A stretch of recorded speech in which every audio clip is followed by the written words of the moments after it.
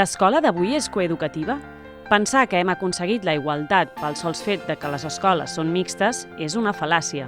L'objectiu del nostre currículum és formar persones competents, crítiques, solidàries i capaces de resoldre situacions en diferents contextos.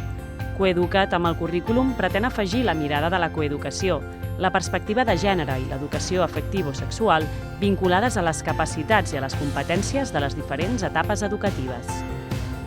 En aquest sentit, s'incorpora la perspectiva de gènere, la sexualitat i l'afectivitat en tots els àmbits curriculars, evitant així que sigui una matèria aïllada i implicant a tots els professionals que treballen en els centres educatius.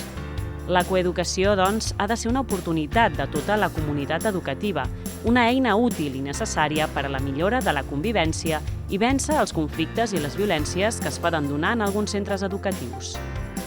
La perspectiva de gènere està tot arreu. Si tu agafes un llibre de literatura, la major part, per no dir el 90-95% dels autors que es tracten, dona igual la llengua, són tot homes.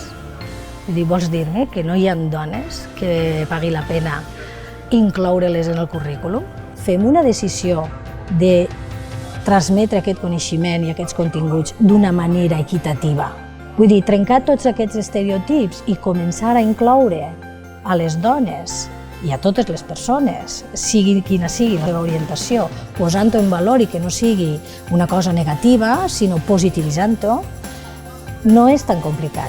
No es tracta de fer més, es tracta de fer-ho millor i de sentir-te interpel·lat, perquè és feina nostra, no és feina de ningú més. Òbviament és feina de les famílies, n'hi ha molts actors, però l'escola té un paper fonamental. En algunes aules, l'imaginari col·lectiu i el llenguatge simbòlic del professorat segueixen representant uns estereotips de feminitat i masculinitat que no recullen els canvis actuals en els perfils conceptuals d'aprenentatge escolar de nois i noies.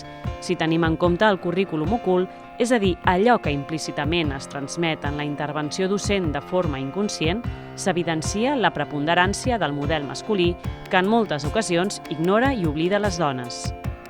Si volem un canvi a la societat, si volem un canvi continu i a llarg termini, necessitem partir de l'ensenyament, de l'educació, però no sols de l'alumnat, sinó també de nosaltres com a docents.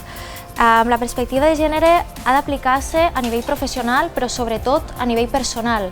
El docent, la docent, han de ser ells mateixos agents de canvi, coherents. Llavors han de convertir en referents en la seva vida diària, en la seva vida personal, la seva vida familiar. I això implica fer una revolució interna, o sigui, sigues el canvi que vols veure en el món. És per això que la necessitat de desvetllar l'androcentrisme de la nostra societat, trencar amb els estereotips de gènere presents a les nostres intervencions com a professionals, ja siguin directes o indirectes, o revisar les expectatives que depositem en l'alumnat per afavorir la igualtat d'oportunitats entre gèneres, són algunes de les propostes que ha de plantejar l'escola d'avui. És també una invitació a la revisió de la pràctica educativa sobre el paper de la cura, de les emocions i de les relacions inter- i intrapersonals als centres educatius.